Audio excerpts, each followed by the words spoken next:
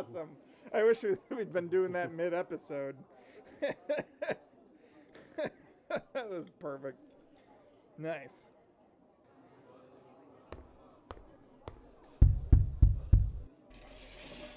What's the password? Welcome to the Game Master Speakeasy. Brought to you by the record button.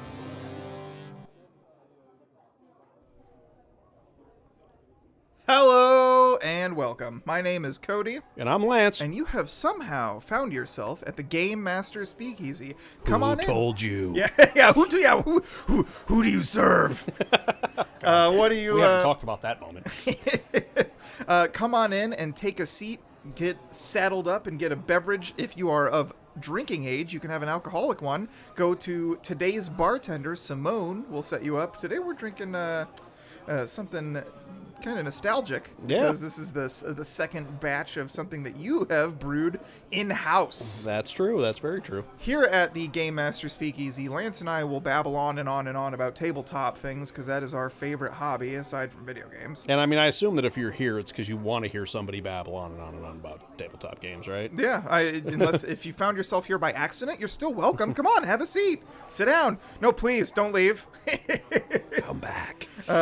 This is episode 20, actually, of Game Master Speakeasy, so thank you for bearing with us this whole way if you are a repeat offender, as Lance has deigned to call certain things. Maybe that's what we should call our fan base, repeat offenders. That doesn't sound good, actually. Yeah. No. Imbibers. There's some definite negative connotations to that. I mean, that's what a speakeasy is, though. It was illegal. That's true. They were illegal things. All right, so today we've got a couple pieces of news, and we're going to talk about RPG experience. And today's main topic is about the balancing act that a game master has to do while running a game. Okay. But first up with news, which is not always new news, but it's news to me or news to Lance. So most things are news to me. The Robot Handbook for Traveler has come out by Mongoose 2nd edition, which will have rules, of course. I assume will have rules for running robot player characters, but also for creating robots as, NPCs, or maybe you just have one around the ship, droids, I imagine. Like if you wanted an astromech or something, I'm sure that there are rules in there to flesh that out. These are not the droids you're looking for. I, for one, in the one session of Traveler we've played, am still in love with it. Because I haven't had more sessions of it. I'm in a suspended honeymoon phase, maybe. I don't know. What was your first experience playing a session? Because it was just you two. Yeah. And Dan, a two-man. And it's also the smallest game I've ever run. It was for two people. Two people. That I should say that I intend to run for more than a single session. I enjoyed it. Character creation was a lot of fun. We didn't get super duper far into the actual game when we were doing the session, but I mean, we had a lot of neat role playing experiences. The NPC, getting our own ship and stuff like that. It's very, very. The tone that I'm trying to set up is very Firefly, of course. Yeah. Very, very Cowboy Bebop. Not small group. Rough and tumble couple guys who are going to try and make their own way in a big wide galaxy, which is a very classic sci-fi trope that I am very much in love with. But if you wanted to have a lot more rules for robots, that handbook is out. I was perusing. I knew it was coming out. I forgot about it, and then I went on Drive-Thru RPG earlier today, and it was like one of the top sellers. I mean, I already like the idea, or at least the option of it, because I feel like if you're playing a small group like ours, being able to have a robot on the ship to handle a lot of the things that you would normally need maybe or want additional players for. Or if you wanted a secret replicant on the ship that no one knew, and it was one of the players. as we've talked about before. No. No. You think about Alien. Yeah, no, it's exactly where my head went. I'm like, I don't think that's not a great idea. No, that sounds like a great time. But then that's new. That's new to me. It's not a specific piece of news, but I just wanted to kind of comment on the fact that solo RPGs seem to be still more on the rise. Is this something that you have noticed? I mean, In so much as I pay attention, I've heard of more of them as of late. Yeah, there's been more of them, and it's kind of interesting because usually I think of tabletop RPGs and it's supposed to be a collaborative storytelling experience, right? Like that's always what it has been, but it just kind of goes to show that we really do need our alone time sometimes, and that doesn't mean you have to shirk your favorite hobby if your favorite hobby is tabletop RPGs. Iron Sworn is a good one that comes to mind. There's one called 1,000-Year-Old Vampire, which it's a kind of like a small journal box set where you get like an actual journal or something like that. Okay. Because you are playing the 1,000-Year-Old Vampire. But I just kind of wanted to comment on the fact that so I've never tried one yet. Oh, we talked about the Strider attachment for the One Ring Second Edition. Just about to mention that a couple episodes ago. They just seem to be on the rise. And what do you think of that? I mean, obviously more options is good, but would you ever consider playing one? Maybe. I mean, I think I always take to tabletops as if it's kind of my poker night. Yeah. So having having friends around is kind of ideal for it. But if you were a sim, it fills your social status need. Yeah, bar, but right? I do I kind of see the demand for it. I mean, I know people talk about main character syndrome as being a bad thing inherently, but that is exactly what that kind of thing is for. Right. Like if you have an idea for a character that is like very self-contained, that traditional lone wolf character that everybody hates when you play that as a part of a team. Yeah. That is a really good. That's a good solo RPG That's a guy. good square peg for that square hole. You know what I mean? Like that's. And this goes in the square hole. Because as a player, if that's the character you want to cook up, and you've got a really cool idea for it, then being able to run a solo campaign where you can do that is certainly an option. Yeah, this is one of those things where I've kind of always had it on the back burner. I know they're there. I kind of think to myself, oh, maybe sometime I'll go try it out, but I just haven't yet. If someone got me one, I think I would play and review it, but I'm not going out of my way to try them. You know what I mean? Like I said, I think that for the most part, game night is, for me, it always has been a social. It's where we get together in person. Yeah, and I mean that's the same reason that I'm not as big a fan of like online gaming. If you can get a group together in person, do with that. Yeah, do it. I mean, if you don't have that option, obviously, if you're unable to meet in person, that's why Roll20 and Foundry exist. Yeah, exactly. But if you can, do. I have long enjoyed the in-person sessions we've had, and I would be remiss to move on to an online game, which I've got friends in other places, and I've been procrastinating running it because honestly, it's just like, oh, now I have to learn how to do this tool set. How does Foundry work? How does Roll20 work? It's a lot easier to run a game in person. I like dice, minis, and battle maps. Although, in front of me. Having a cool effect on a battle map, like moving water on it.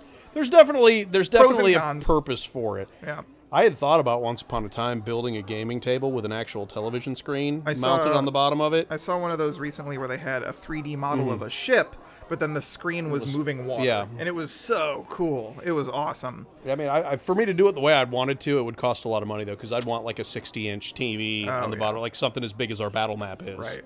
I think you could get away with something. Honestly, I think you could get away with like 40 or 50 inch. Probably, but I mean, you'd still have to go out and buy a 50-inch TV, right? Or use one of my get a new TV and then use my old one or something upstairs. Speaking of minis on the grid, if you've ever painted a mini, then you know maybe what a wash is. Yeah, I know what a wash is. You know what a wash is. I painted a few minis in my day. You've painted a few minis in your time. Are you familiar with Games Workshop? These are loaded questions, Lance.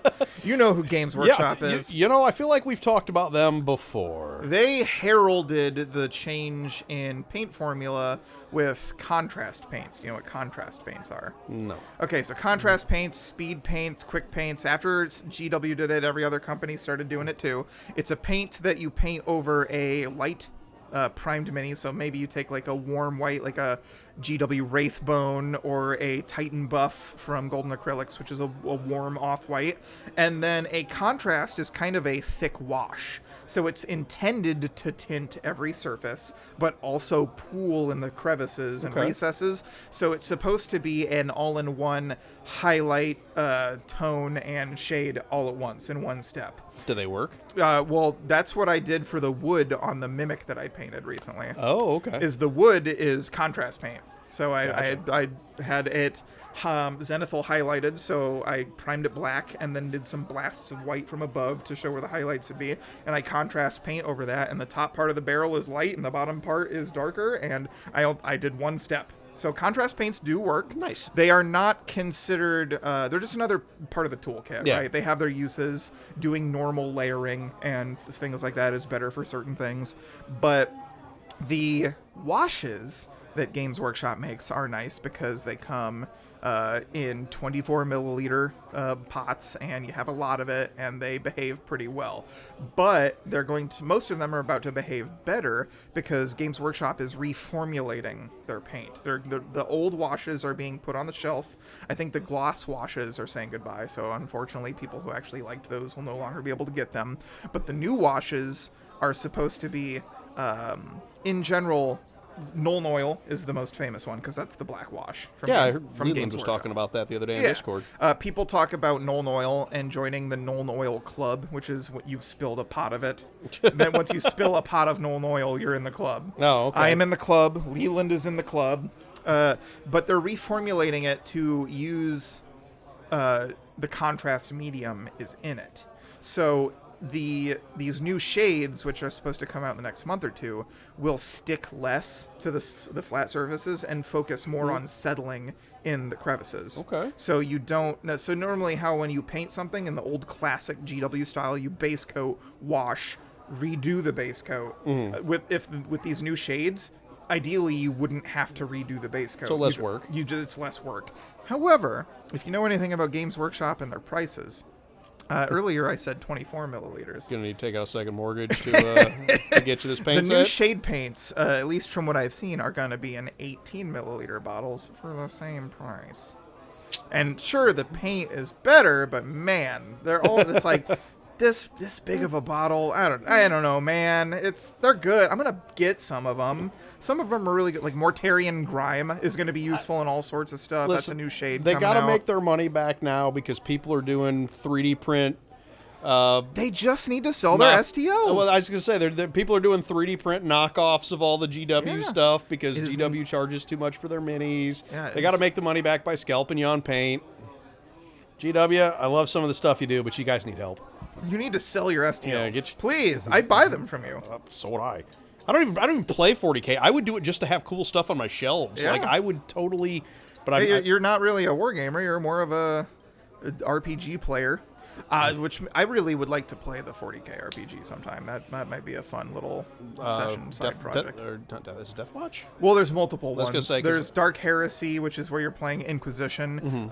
In the newest one, Wrath and Glory, you can kind of play a mixed bag. You know, like you could have a tactical Marine, and that guy could play an Inquisitor, and you guys could be together doing whatever, palling around. So the only one I'd ever looked Death Watch is all Space Marines. That was the one that I'd looked into because I liked the idea of it, because then everybody at the table could play a Space Marine from their favorite chapter, and it would still make sense within the lore. In Wrath and Glory, they've kind of made a lore excuse for why you might have a solo Space Wolf hanging out with a Blood Angel or whatever, because it's supposed to be in a cutoff sector. Okay. After the fall of Cadia. So you guys are basically like all screwed together. Yeah, so, you're all screwed together. Like most of you guys are the last survivors of whatever. This sector of 8 planets is not getting help, at least in their vanilla setting. And there's just not enough Space Wolves around. You're one of very few that still... So you've gotten clearance to operate on your own or with friends if you need to. I would play that. Yeah. I would play a Space Viking or maybe a Black Templar. Probably Black Templar. Those are my favorites. Yeah, I have a Black Templar on a base that I've been meaning to paint just for the fun of it. Anyway, the new there's going to be new shades of contrast, which are exciting because they're like nice, vibrant colors. And then the shade paints are being reformulated, it's pretty exciting. I'm looking forward to trying them out. They have a new one, which it's like a super light gray. Someone on YouTube, Ninjon, predicted that Mortarian Grime would be the best-selling one, but I think the one that's going to be used to shade white armor is I forget what it's called, but it's very, very light gray. You could use it to shade stormtroopers, white scars, clone troopers, anything. Any white armor would be really well easily shaded with this. White scars was the first thing I thought of, but I wasn't thinking outside of 40K either. Yeah, so no. Any mini with white armor or white cloaks would be really easy. It's a kind of a cool gray, if I remember correctly, and I'm looking forward to buying that one personally. Next in the news, there is a D&D movie that it's either been shot or being shot. I don't know if it's in post or what. I have heard. It's taking place in the Forgotten Realms. I know very little about it, but I know that it exists. This is not the only tabletop game currently being adapted to the big screen now. In the last week or so, there's a game called Alice is Missing. And this is an RPG that you play around the table, and it's called a silent RPG because unlike most RPGs where we encourage you not to pick up your phone, this RPG, Alice is Missing, is played entirely with your phones. It's basically a girl at the school has gone missing, and you're all texting each other about the event. Huh. So it's supposed to be like you're communicating via text about this missing girl. Okay. It's a silent RPG is what it's called. But what's the name of it? I can't remember the name of the producer, but she got her start. Let me look it up here. But in working with the creator of the game of Alice is Missing, which is it's from Hunters Entertainment, and it's being produced by Paramount. It's going to be written by Becca Gleason and Spencer Stark. Spencer Stark is the game's creator. And it's supposed to follow the story of a group of friends navigating events after one of their own disappears. And it's going to be coming to the big screen, which I think is kind of interesting. We've got a D&D movie, and Alice is Missing. This is kind of a gateway drug. Before you know it, we'll have a full-on Warhammer movie in theaters or something. We've talked about this in other episodes, too, about how gaming is becoming progressively more mainstream. Yeah. Back when I started, it was not something that people had even I started kind of post the 80s satanic panic that kind of plagued D&D for a while. Yeah. And there wasn't a lot of I didn't really know. I knew D&D existed, but I didn't know what tabletop gaming was until I was introduced to Shadowrun. And now everybody knows what it is. Not everybody plays it, but everybody knows what it is. A lot more people now are playing it than have ever played it before. So, it just stands to reason that if the movie companies want to make money selling people stuff, then you make movies about things people are interested in. Oh, yeah. And there is a big enough following for tabletop gaming that if you can take it and turn that into a decent film or a decent television series. I would like to see a Legend of the Five Rings movie or TV series, because Legend of the Five Rings is a very Asia-inspired fantasy. It started off as a trading card game, but then Fantasy Flight Games makes the RPG for it, and just everything about the setting is kind of super cool. I guess Avatar is kind of like that because Avatar: The Last Airbender is very much Asian-inspired. Oh yeah, but there's a lot in Legend of the Five Rings. Matt Colville has a video called The Greatest Story in Gaming, in which he tells the story of the first tournament, because the Legend of the Five Rings was supposed to evolve. It was back in the early nascent days of the internet. Long story short, the players decided the course of the story, and then the company would make cards based on what's happened at the tournaments. Okay. So That's cool. when you signed up for this game, how there's different colors of magic in Legend of the Five Rings, you'd pick one of the clans, and you'd get that clan's newsletter sent to your house. And the only way to get the full story of everything that's going on is to go to your local game store and convene with other people from other clans and find out what their newsletter said. And then at every tournament, whoever won, which clan won the tournament, dictated that would events. get written into the story then. So and there's been multiple clan wars. Originally, it was just supposed to run once, but then of course it made too much money. So, but I just everything I've never played the setting, but everything I hear about it is just awesome, and I like old Hong Kong action movies. So to have that be a Western focus and have kind of that theme going on, I'd be all about it. So I'd like to see more cyberpunk-inspired movies. Oh yeah, we have a few, but if only Cyberpunk 2077 hadn't been such a flop on release. Oh man! Hopefully the anime is going to be really good because there's a Netflix anime coming out. That's coming out. And I think it's a Studio Trigger that's making it. The thing with cyberpunk as a setting, or really any of that kind of cyberpunk or cyberpunk adjacent genre stuff, is there's a handful of extremely good movies. The Blade Runner series, Altered Carbon on Netflix. When they canceled that, I was so sad. What's the Keanu Reeves one? Where he transports stuff in his head, right? Oh, Johnny Mnemonic. Johnny Mnemonic. Yeah, that's Oh the my one. God, this is a classic. But then there's a lot of really crappy ones that nobody wants to watch or see. Right. Because I usually I spend my bored time, if I'm looking for something to watch, just crawling through Netflix or Amazon Instant Video, just looking for like sci-fi and cyberpunk movies, mostly from the 80s and 90s.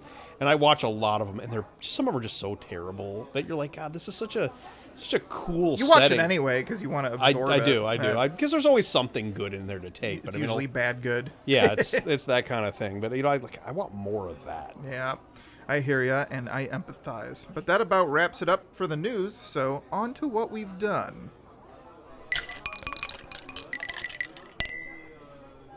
So what did we do this last week in tabletop games? I believe we did a little bit of the Pathfinder. We did. We played some of my Pathfinder long-running story converted from 5e to Pathfinder 2. Pathfinder in favor. Pathfinder 2, specifically. Yep. I don't think neither of us ever played Pathfinder 1. No, I mean, I've considered looking into it, but it's got that feet bloat. It's one of those where the people that know the system and have the splat books can make a broken character. Well, and I mean, let's face it. I think we like the general consensus is that Pathfinder 2 is the superior system anyway. Why would we go back? Yeah, at least in our opinion. Yeah, well, I mean, there's a lot of people that think that. I mean, I'm particularly looking forward to Dark Archive coming out. Actually, while we're on the topic, I watched a video of Dark Archive, NoNat1 on YouTube, where he went through. He basically has access to the book early. Okay. And he was allowed to cover the Thaumaturge's feats and talk about all sorts of things. And I was describing the class to Dan, and I think that B would have a fun time playing this character. It's supposed to be like a monster hunter kind of type, but the whole class mechanics flavor revolves around the collection of trinkets and baubles and just having the right thing at the right time. And it's a charisma-based class, which some people find contentious, but it's got that force of will belief to it. Like, I believe this will help me stop this vampire, so it will. All right. But it has just by being a thaumaturge, you get what's called esoteric lore, which is a specific lore skill that you can only use for, like, haunts, curses, and creatures. And then, so anytime that you need to know about haunts, curses, or creatures, you have a specific knowledge skill for it. And then your primary class mechanic revolves around finding weaknesses, or not just finding weakness. If a monster does not have a capital W weakness, you create a weakness that you trigger when you hit it. Okay. Yeah.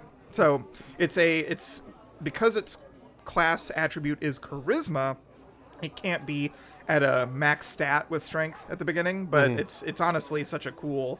It's got such a cool kit. It has so many skills. It has like not quite as many skills as a rogue, but I think it comes close. It's a really cool character and a cool package. Has a lot of neat feats. You pick out of 9 implements. You get to pick what 3 you want. Like, you pick Chalice if you want to be a healer. You pick the weapon if you want to be more offensive, things like that. They're essentially kind of personal artifacts. I made a joke to Dan earlier that if you play Chalice and be a healer, that means your character chose wisely.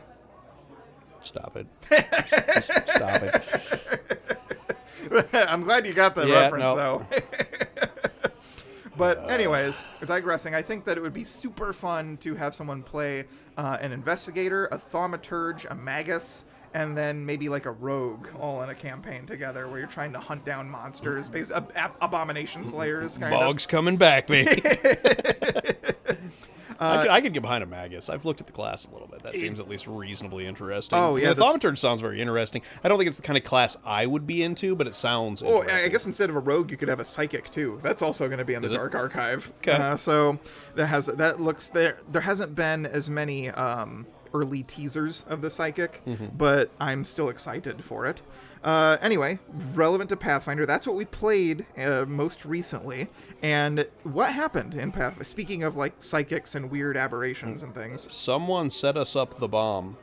Oh yeah, that's how it started. Yeah. I was thinking of how the session finished, but yeah, someone set us up the bomb. Yeah. So Victor, the big bad evil guy in our campaign, is a member of this organization called the Blackstaff 8, which is like 8 wizards, each of a different school of magic. Which is completely, I want to say completely unoriginal in the Forgotten Realms, because in the Forgotten Realms, like, every nation has one of these, it feels like. Like, Thay, all the Red Council members of Thay are dedicated to a school of magic. Basically, when they came up with the schools of magic, every setting has at least, like, 20 of these groups of wizards. Fair enough. But still. But it's so cool, you can't not. In Cody's setting, this Blackstaff 8, basically their goal is to maintain a balance in the prime material plane. Yeah, they are defenders of the prime. To protect the prime. And we made it, because our wizard, Diraj, actually was inducted as a member of this, which made it so that he couldn't take direct action against the big bad evil guy, because both of them are members, and that's one of the rules, is they can't, fight each other. And we made a case to get Victor kicked out of there once upon a time, and that didn't go particularly well. Or rather, Diraj made the case. And for one reason or another, they decided now that they were going to have another trial for him to determine whether or not he was going to get to stick around the party. And so we get transported to this citadel somewhere that these guys hang out, and get told basically that we are going to act as witnesses in this trial. And then when we think Victor's about to teleport in, instead this giant, basically guitar case type thing, a long slender leather case, pops in, and inside of it is what I took to be Victor's letter of resignation. The staff that was it was assigned to him, a symbol of his office, was in there, strapped to some clockwork gadget that was basically was bomb. Okay, he set us a Blackstaff bomb. There were 7 colors of the rainbow and holographic magical wires strung along this gadget of the staff. So step 1, and it had a mysterious, catchy ticking noise, which is kind of a throwback to an old YouTube video. I had a bunch of wizards and a mysterious ticking noise, which is I don't know if anyone caught that in the middle of the game session. I didn't, but so step 1 of this particular session was that we had to disarm the bomb. Yep. Which we did, fortunately. Did you think that scene was neat? I did think it was neat. I thought it was interesting. It's kind of like a mini game that I had set up that both was a challenge to overcome that you were likely to overcome, but also revealed things about the big bad evil guy's past. I was mostly mad about it because that stupid little gnome just was not buying. I was like, okay, so do we even need to bother with the trial now? This dude literally just sent us a bomb. And one of the other members of the council's like, we don't know it was Victor. And I'm like, okay. It's not that he doesn't believe you. It's that he believes in not using circumstantial evidence.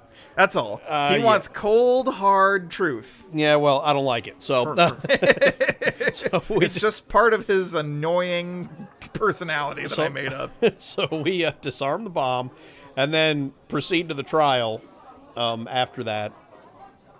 And the trial it inevitably leads to Victor being kicked out. He didn't bother showing up for his own defense. The only thing he sent was his bomb. So we ended up getting him out of the Blackstaff 8, which is good because now what that really means is that we have, in addition to our own wizards, 6 powerful wizards that could potentially be allies for us against Victor, because as far as they're concerned, he's screwing with the prime material plane, which is kind of their job to defend. So we have powerful friends now, or more powerful friends. We've been accumulating a lot of powerful friends throughout this campaign, but we have more powerful friends, and Diraj is no longer prohibited from screwing with Victor. So good news there.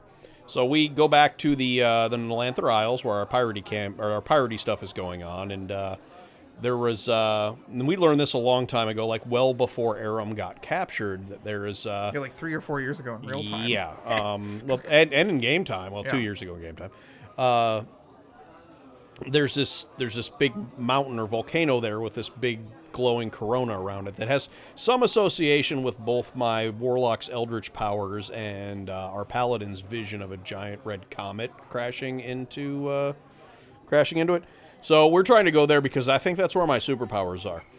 That's been the running gag. Me and Dan have been talking about how we need to get to the top of the mountain because that's where we get our superpowers. Which is funny because like Dan's already has an artifact sword. I know. It's an actual artifact that gave him wings. Well, but that's the thing. We've all gotten our piece. B has her bow. Yeah. And I have my weird third eye, and all of those things are upgradable, basically. Yeah, it's, so it's very much legacy weapons, ancestry weapons, or weapons of divergence. My assumption is whatever's waiting for me at the top where this Corona is probably going to give my creepy third eye and more power.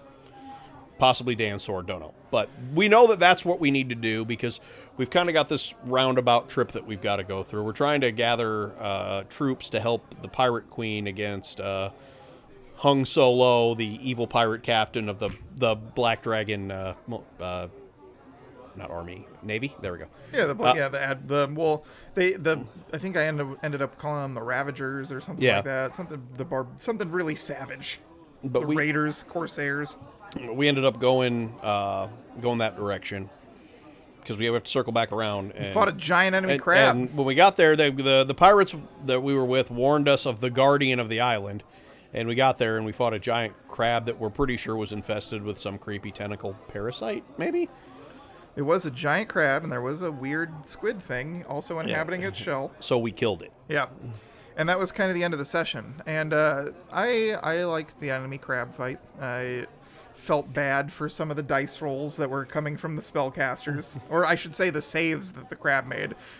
Two people let fly those really epic powerful spells. And Pathfinder is a system where even when the enemy succeeds on a roll, you usually still get some effect. Yeah.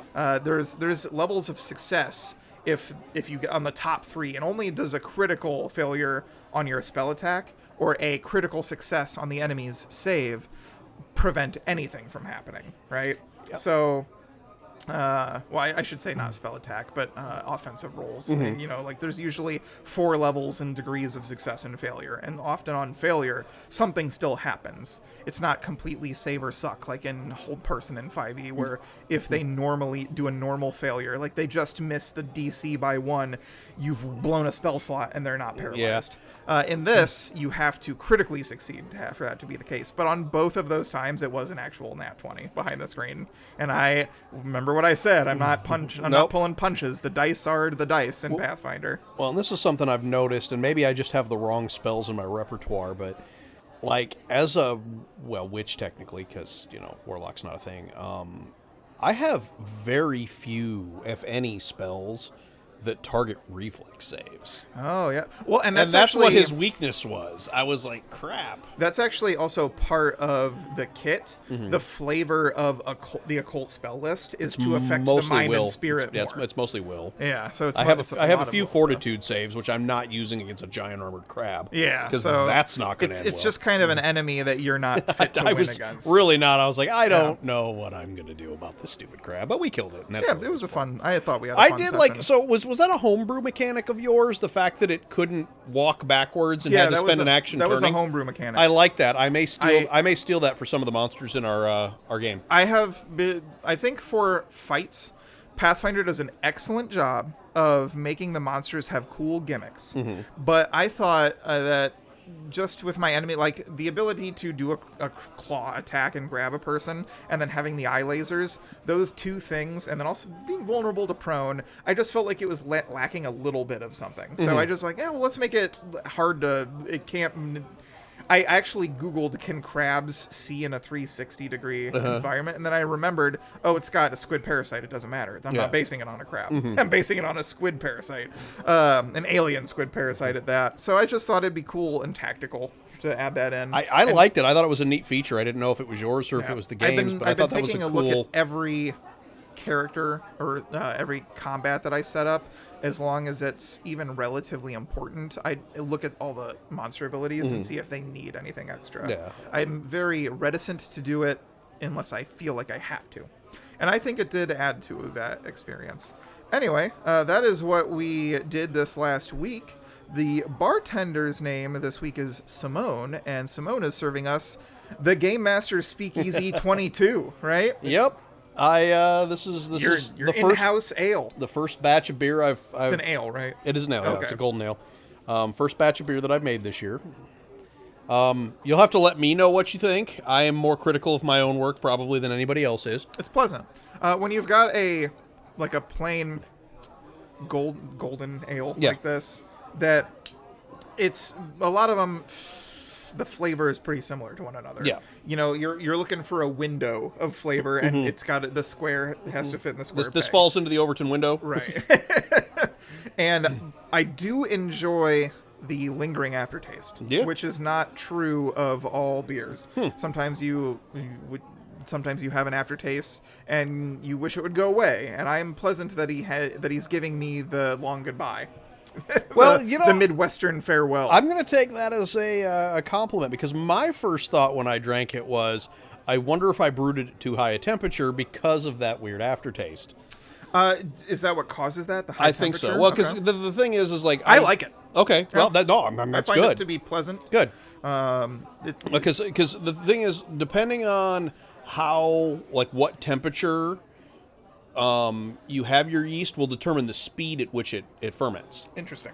So, because I do my brewing in my garage, and it is typically hotter in my garage than because ideal temperature for yeast is usually like 70-some degrees. Okay. And my garage is usually a little warmer than that. That's interesting, because when you bake bread, you usually want to use for like a yeasted white loaf, plain yeasted white loaf. You usually want to use water that's between 90 and 100 degrees or something like that. And I don't know if it's just because bread yeast is different than beer yeast or what. I mean, either that or you want it to replicate faster for the yeast process. Because Gotcha. with beer, I'm going to brew this for 2 weeks regardless of how quickly the yeast does its I'm job. planning to bake that in 2 hours. Yeah, so it's 3 that hours, probably has maybe. something to do with it. But my first thought is, it doesn't taste bad. Don't get me wrong. I don't hate it. I think if but- this beer were to go skunky, the aftertaste would be the first thing to become revolting. Probably, yeah. Like it would transform.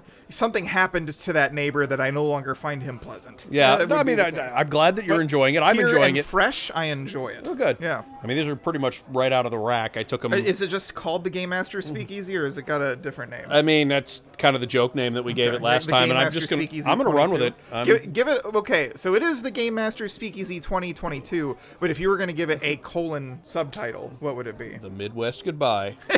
There you go. The Midwest goodbye. All right, I like it. Okay, that's enough for what we're drinking. Like I said before, if you're of age, get one yourself, as we saddle up and sit down by the ever-burning hearth to discuss today's main topic.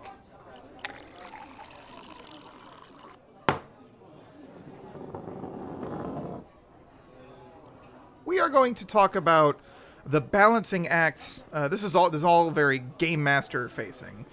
If you're a player, keep listening, because I want you to know that these are the hoops your Game Master, is jumping It always through. happens every time. Well, it's just such a good beer. The balancing act of rules versus rule of cool. And you'll recall when we have talked about the things that I consider to be mistakes are, on my part, my greatest mistakes basically come down to being too strict with the rules and not enough rule of cool. Like the Black Dragon writing incident with Dan, one of your social roles with the dragon, Green Dragon, a couple other things. It's always been me applying the rules too harshly and not enough rule of cool. However, I believe that this is a needle where you want it to be in the middle and not too far to either side. You want it to be a moderate, if you will. And I want to ask you specifically if you can think of any times where your needle has swung too far in one direction. Have there been any times where you went too far with the rule of cool? And then my follow-up question is, if you had to pick a side and play devil's advocate, which is more important? Rules or being more freeform and throwing rules to the wind? Okay. The answer to the first part of that question is going to inform the answer to the second one. Sure, yeah, let's hear it. I don't think I have ever done rule of cool and had it be a net negative result. Okay. I think that in most cases, because at the end of the day, we're all here to have fun, usually giving a player or players that rule of cool moment is almost always going to pay those dividends. I think if I had to lean one way or the other on the mistakes I've made, I would say that sticking too closely to the rules has yielded worse times ever than going with the rule of cool. So to answer the second question, if I had to choose a way to tip the needle and to come to the sort of plug for the thing that I'm not done with yet, that's a big part of what has informed this conversion of Savage Worlds that I'm doing for this sci-fi cyberpunk kind of conversion is I want it to be the over-the-top anime-style rule of cool gameplay. You want rule of cool baked into the rules. Yeah, I'm doing a lot of changes to edges, and a lot of the mechanic stuff that I'm tweaking for that system is designed for exactly that. Okay. I would say that I agree with the statement that the mistakes have mostly been not letting rule of cool flow freely enough. But I also think that the rules are very important. Obviously, rules are important in a game. Having rules is what makes it a game. Otherwise, you're just sitting around improvising, right? Yeah. And I've always been a more cautious, reserved person, and I think that's kind of what leans into that. In most things, I would consider myself risk-averse. Maybe not necessarily some of my market investments to be, but also I'm young, so it's less risky, right? Yeah, so it's true. still semi-risk averse. You're a ways off from retirement. If I were 60 and investing in, really prospective technology stocks, then maybe I'm really gambling. But obviously my mistakes have been that I applied the rules too harshly. But if I was going to pick a side, I would say that rules are more important for the whole package than rule of cool, honestly, because it's kind of that thought process where restriction breeds creativity. You ever hear that statement before? And rules are exactly that. They're restrictions. Oh, yeah. Well, and I'm not suggesting that you throw the rules out No, of course not. But my leaning But is... if you had to pick a side in the argument, you're siding with rule of cool. If I have to say, okay, we can't be in the middle, I have to be at either 25% or one way, or 75% one way or the other, I'm going to pick rule of cool. Okay. Almost every time that I've had a game that I've done a considerable amount of homebrew rules, it has almost always been to lean toward the rule of cool. I've loosened up the rule restrictions in order to make things a little more over the top and a little more crazy and a little more action oriented. I think that is a completely fair statement. I would say a lot of the homebrew rules that I first started applying in 5e were because the rules didn't exist. That's a lot of where my homebrew came from, right? It was just I was adding more rules. You're putting rules in because they weren't there in the first place. Right, rather than just throw caution to the wind. That's I think why I like Pathfinder, because unlike 5e, there are rules for most things. Yeah. Where in 5e, if you wanted a more fleshed out herbalism, like let's be honest, the crafting system in 5e is an afterthought. I know we've talked about it before. That's one thing I hope that their revision in 2023 or 2024 a little better crafting system. Yeah, I mean, to make anything in 5e, you kind of got to wing it. There's a lot of winging it or third-party content involved. That's why I think a lot of the homebrew stuff I included was adding more rules. Like I said, the rule of cool is important, but what's the time in your... Let's take Deadlands first. So restrict your memories to Deadlands. What is digressing back to the previous episode where you have memorable role-playing moments, usually these role-playing moments are when the rule of cool also somehow comes into play, right? So what is a rule of cool moment from Deadlands that you can recall off the top of your head? Ooh, boy. Well, I mean, I don't know if this is necessarily applicable, but the game pretty much explicitly states that there are certain important NPCs that you're not allowed to kill. Oh, that's true. Dan's character Scorp being from the future and knowing the cause of the great calamity of the world that he existed in, I let him plan an entire assassination for basically the guy that was going to cause the end of the world. Oh, that's pretty cool. And I mean, the entire campaign virtually was centered around that concept. That sounds like a really fun campaign. Allowing him to... Well, I guess I would say more the latter part of the campaign, when he came to the realization that, yes, I can stop this from happening. Imagine running that kind of same, like a Terminator scenario in a fantasy setting, where like you've come from future Forgotten Realms to try to stop the spell plague or something like that. Like the Victor Apocalypse happens, and we've got to go back and prevent some party uses a very, very, very powerful spell, maybe with the assistance of the gods, to rewind time and put them back beforehand to actually kill Victor. I would say that I think that if I had to dip the needle, I would dip it more towards the rules. Okay. I think that most of my mistakes have come from dipping it too far towards the rules and not enough towards the center. But if I had to choose one over the other, you think back to the last 4 or so years of my fantasy games and how, I tend to run more rules than Rule of Cool. I kind of want to change that up. Going forward, I want to step out of my comfort zone, but my games still have been memorable, have they not? Yeah, right? oh yeah. Even without heavy usage of Rule of Cool, I would say that things have been enjoyable. People keep coming back. I've said this before. You are a better game master in the 7 years you've been doing it than I think I have ever been in the 20 years I've been doing it. And if I could change anything, I would, because it's really just a player preference, right? Because I feel like there are a number of people in our group that really savor those Rule of Cool moments. Well, and so it's just because my players want them that I want to include them more. Yeah, well, and I think, too, a lot of that depends on the setting that you're playing. That's a good point, actually. I mean, certain settings are going to be more privy to that. Well, yeah, I mean, I think, for example, like a more narrative-driven setting, like Call of Cthulhu. Well, you don't want... Are we talking setting or system or both? All the above. The above? Yeah. Okay. I mean, because, like, for example, when I think Call of Cthulhu, I don't know that there's going to be a lot of those super cool epic moments, but I do think that the narrative structure of the game lends itself well to that kind of improvisation.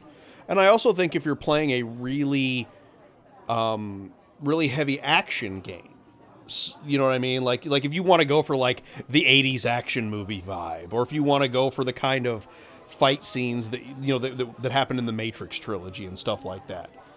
Most systems aren't built to do a lot of that outside the box stuff. So what you're saying is that pick the right system. Yeah, I mean, it depends on the system, and it depends on the setting, and it depends on the characters that you've got in the group, whether or not, like, how much of that is going to be important. Taking and bouncing off of that, I would posit that if you want to flex the Rule of Cool more, then using a more rules light system is probably the way to go.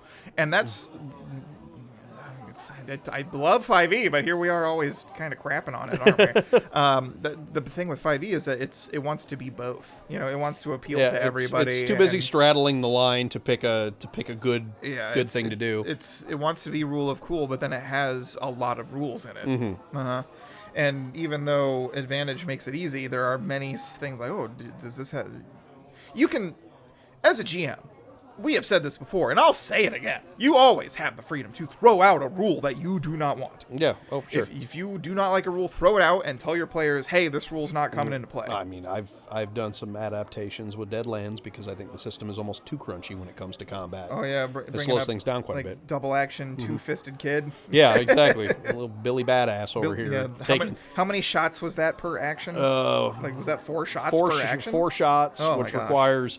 It's basically his combat turn was 30 minutes. Like everybody took a smoke break when this guy's turn came up. He'd pull up because it was it was 3 rolls, right? Like he'd roll to see if he hit. Yep. Then he'd roll hit location. Yep. Then he would roll damage. Then the enemy would have to roll defense or bleeding wounds, and squealing, and wind loss. 1, 2, 3, 4. That's 5 rolls per shot. Yeah.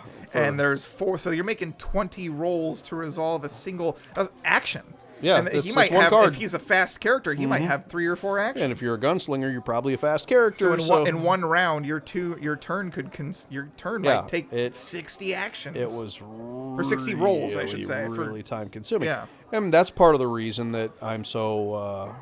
I know you haven't had good experiences with the system, but that's part of the reason I'm leaning really heavy into the new edition of Savage Worlds for this homebrew thing that I'm putting together. Oh, yeah. Because it is a rules-light system. It is a very fast... It's designed to be very quick, and it's designed to be very,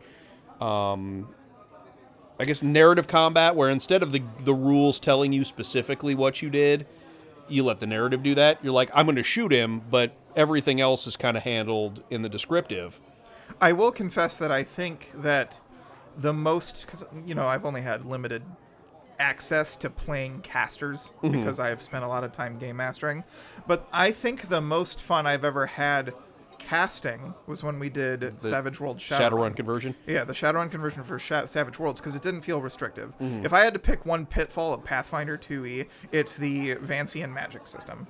where you have to, load your spell slots with your prepared spells. Yeah. It's just that's something I think 5e does better than Pathfinder 2. Personally, from what I have test driven and tried in Pathfinder, I tend to favor the martial classes over the caster classes. There's just something, and maybe it's the comparison to the 5e casters that I'm doing, but there's something about the way that casters run in Pathfinder that I don't tend to like as much. Like when it comes to 5e, I tend to favor the casters. Yeah. Like I would probably, push comes to shove, rather play a caster in 5th edition than a martial class. See, what's funny is that I like the way you learn and prepare spells in 5e, but I think the spells themselves are not great. Whereas fair. in Pathfinder 2, I think the spells themselves are better because of the way the degrees of I success actually, work. I like the degrees of success, and actually the other thing I like is that most spells have a change in the way that they operate based on the number of actions you are willing to dump into them. The like your variable heal action, spells. You're yeah. like, oh, I'm going to spend 1 action on this. Well, that's just a touch-based heal Some spell. of them have things like that, which is pretty fun, especially with Secrets of Magic when you've got the 2-round Kamehameha with Horizon Thunder Sphere. So I mean, I do like I think some of the concepts are there in Pathfinder for the magic system, but the execution has always seemed humdrum. I love Aram as a character, but I liked him better in 5th edition. Right. Okay. Good to know. So, what the heck were we talking about? Oh, the Great Balancing Act. Yeah. So, in your decades of experience, what difficulties have you come up against in running this balancing act?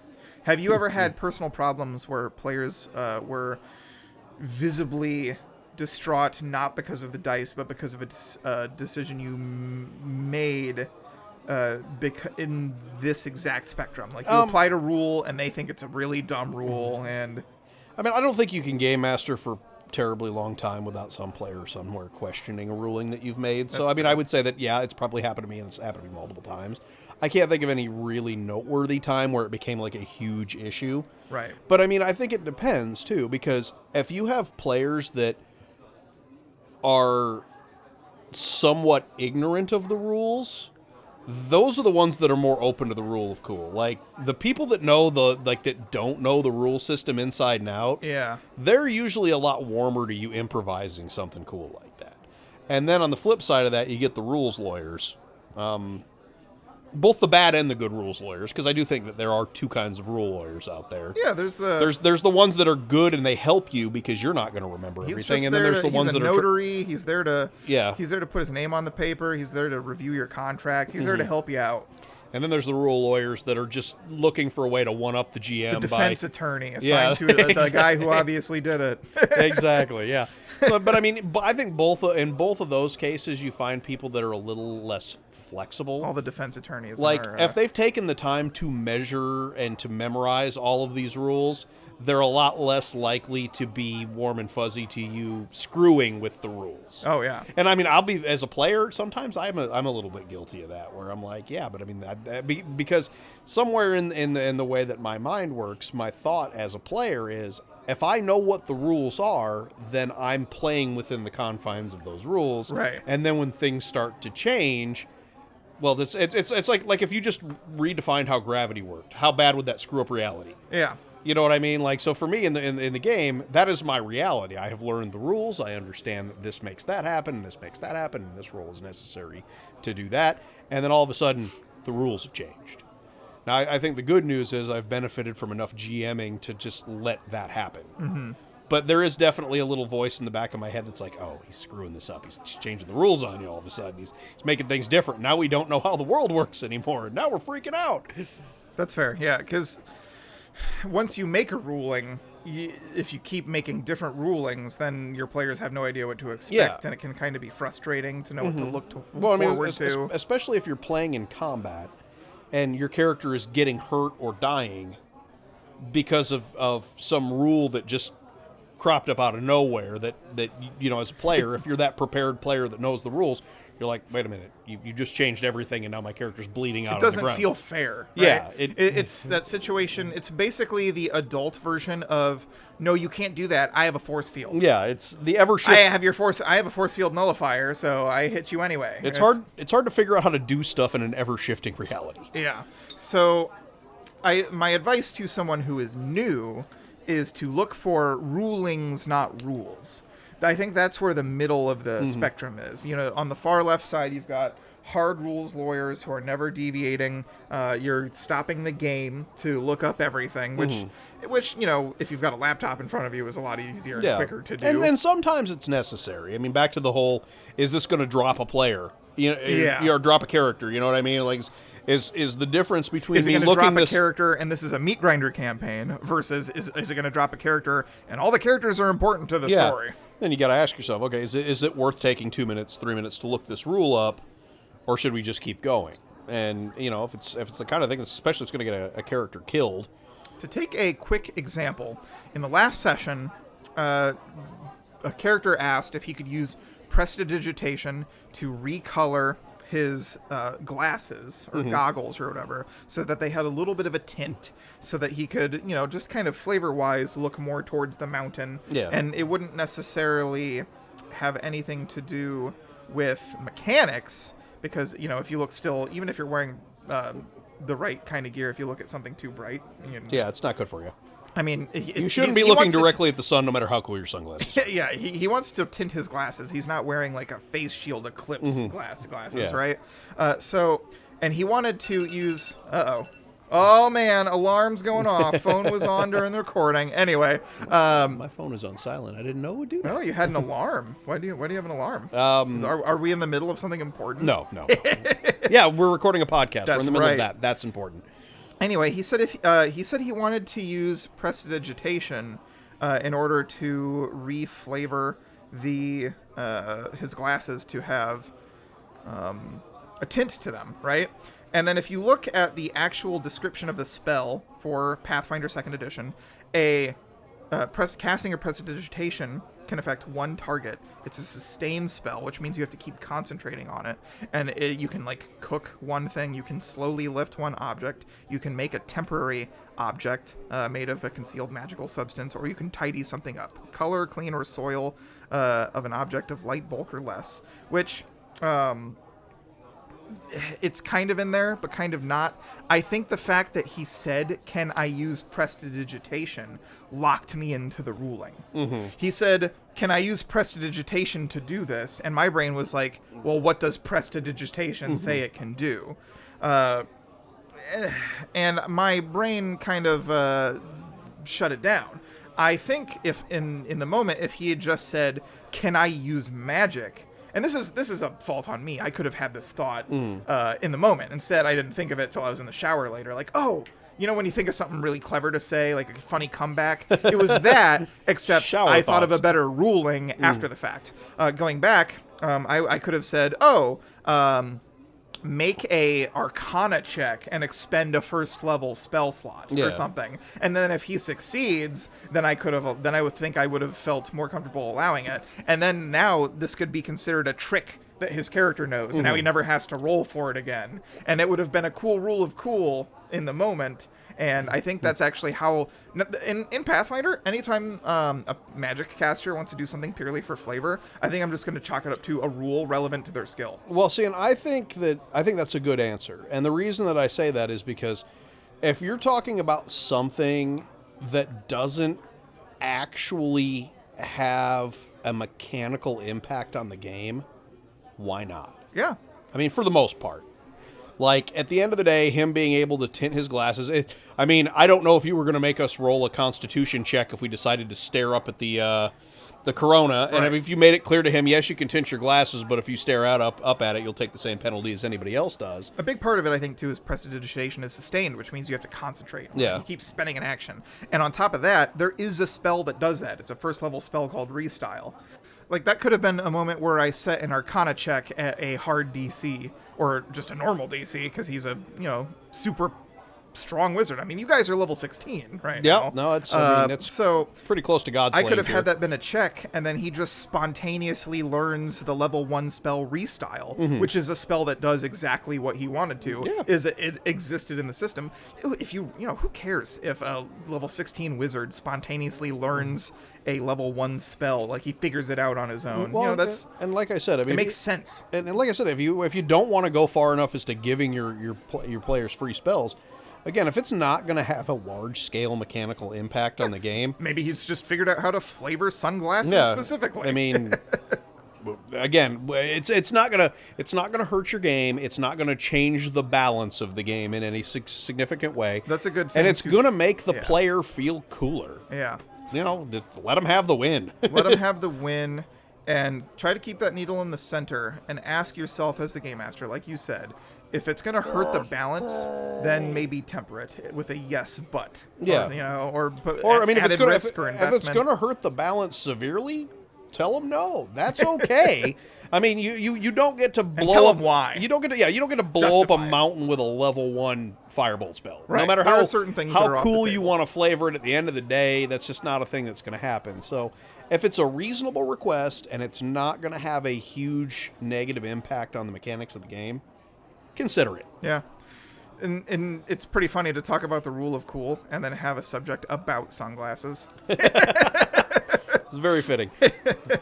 Very fitting indeed. So yeah, just know if you're a player that the balancing act that your game master is doing is not an easy one, and game masters know that you are not alone in this struggle. And me and Lance are pretty moderate. We agree that towards the center of the scale is where you should try and be.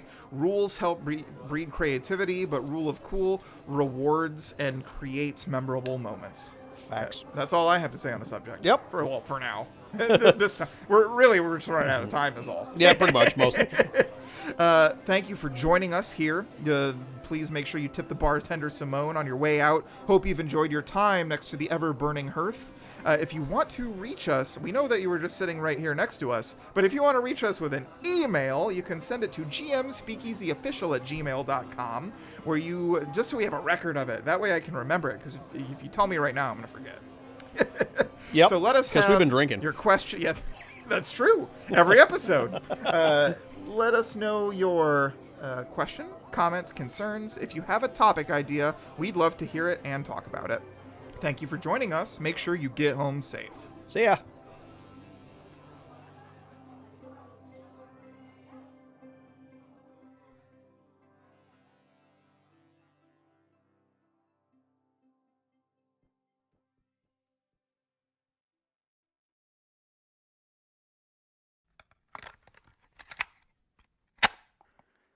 Want to hear more from the Record Button? You can find us wherever you find podcasts, like Transistor, Stitcher, Spotify, and YouTube. To stay up to date on our releases, find us on Facebook at the Record Button Production Group and on Twitter at TRBPRODGRP. Or stop by our website at recordbuttongroup.com, where we have links to our merch and other shows such as Wasteland Active Radio and Why Did I Write This? Thank you for listening.